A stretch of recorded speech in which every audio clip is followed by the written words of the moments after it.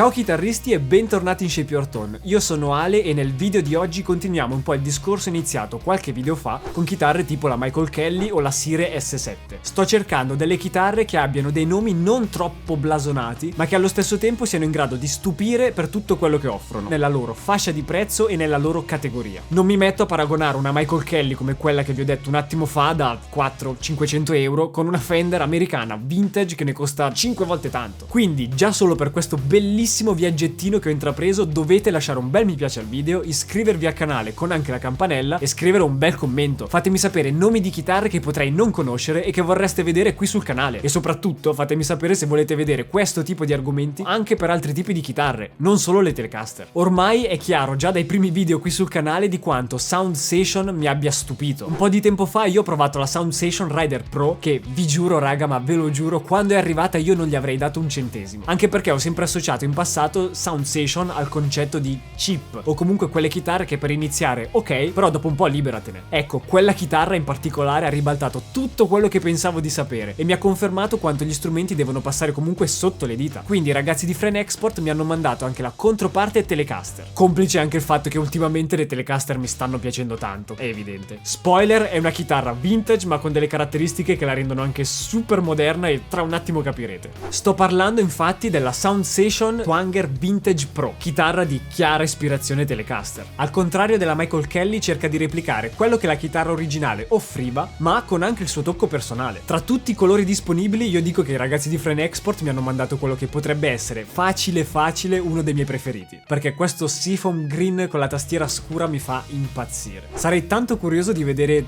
una Les Paul di questo colore, ma io comunque lo so che volete sapere i dati tecnici, quindi adesso per i chitarristi nerd è il momento più bello del video. Allora, cominciamo come sempre dal body della chitarra che è in ontano. E fin qui, per quanto riguarda il manico abbiamo un bel acero e la tastiera in palissandro, cosa che per una chitarra di questa fascia di prezzo non è per niente scontata. E poi io lo so già che voi mi dite, eh sì però quello lì guarda, stai attento che non è palissandro indiano scelto con il calibro perché è denso 0,5 microcosi per centimetro, ok? È palissandro. Ah, tra l'altro, il manico è in acero lucido, cosa che per tanti potrebbe essere un problema. Provatela perché dà un feeling sorprendentemente non lucido per quanto è lucido. L'elettronica anche qui niente di particolare. Abbiamo i due classici pick-up della Telecaster che in questo caso sono marchiati Wilkinson e ormai non ve lo devo neanche più dire che i pick-up Wilkinson mi piacciono tantissimo e continuano a stupirmi, già da quando li ho provati una vita fa sulla mia Harley Benton. Comunque anche su quella chitarra ci ho fatto un video sul canale, ve lo lascio qui sopra così se volete recuperarlo potete farlo. Il selettore è un classico a 3 vie e i potenziometri sono ovviamente un volume e un tono. Anche il ponte è un 3 sellette Wilkinson perfetto per una chitarra Telecaster di stampo vintage. Ora, io vorrei farvi sentire qualche suono, ma ancora un attimino di pazienza, tanto così. Anche perché cerchiamo ora di capire cosa ha di particolare questa chitarra. Intanto il prezzo, perché è una chitarra che sta poco sopra i 300 euro e si piazza in concorrenza diretta con le Classic Vibe. Scelta coraggiosa perché sappiamo tutti quanto quelle chitarre siano fatte bene, specialmente le Telecaster. Però sapete cosa? Secondo me questa è un'alternativa super valida e non lamentatevi più che dico super ogni 3 parole per favore.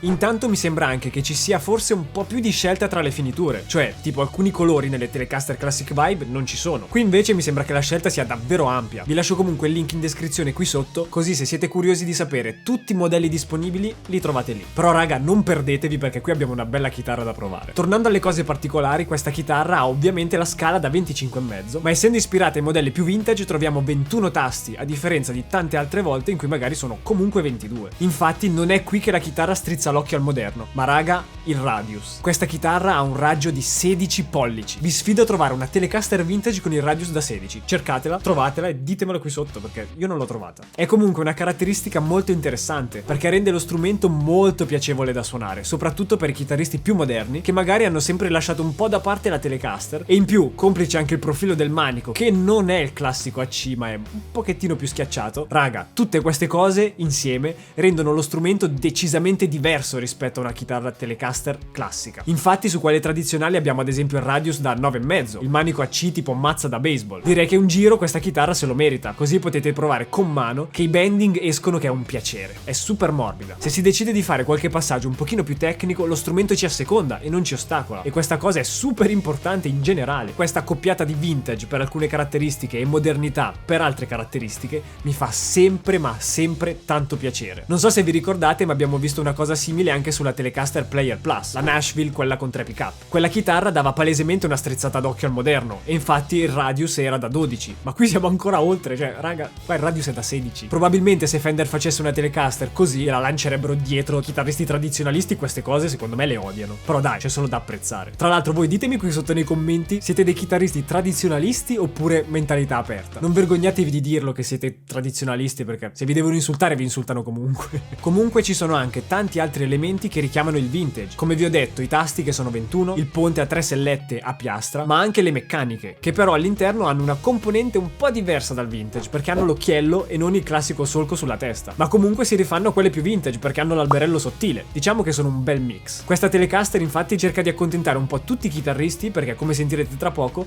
l'elettronica risponde bene ai sound vintage, ovviamente e per fortuna, ma anche per le cose un pochino più moderne e incavolate. E lo sapete quanto mi piace suonare le cose incavolate con le cose che non dovrebbero suonare le cose incavolate. E allo stesso tempo questa caratteristica si riflette anche nella suonabilità, perché abbiamo la comodità tipica della Telecaster quando abbiamo la chitarra addosso, ma quando la suoniamo non sembra una Telecaster. Mentre muoviamo le dita fra i tasti è decisamente insolita la sensazione che si sente. I suoni di questa chitarra sono fedeli ma non uguali all'originale. Abbiamo un tono un pochino più caldo e soprattutto decisamente meno tagliente sulle alte frequenze. Al contrario, su chitarre di questa fascia questa cosa è molto comune. Quante volte vi sarà capitato di provare una chitarra economica, attaccarla, suonarla e sentire tutte quelle frequenze alte che arrivano e non si riescono a togliere in nessun modo? Ecco, qua non succede. Fatemi sapere qui sotto cosa ne pensate di questi suoni e ricordatevi anche di lasciare un bel like al video, iscrivervi al canale con la campanella e basta, ciao!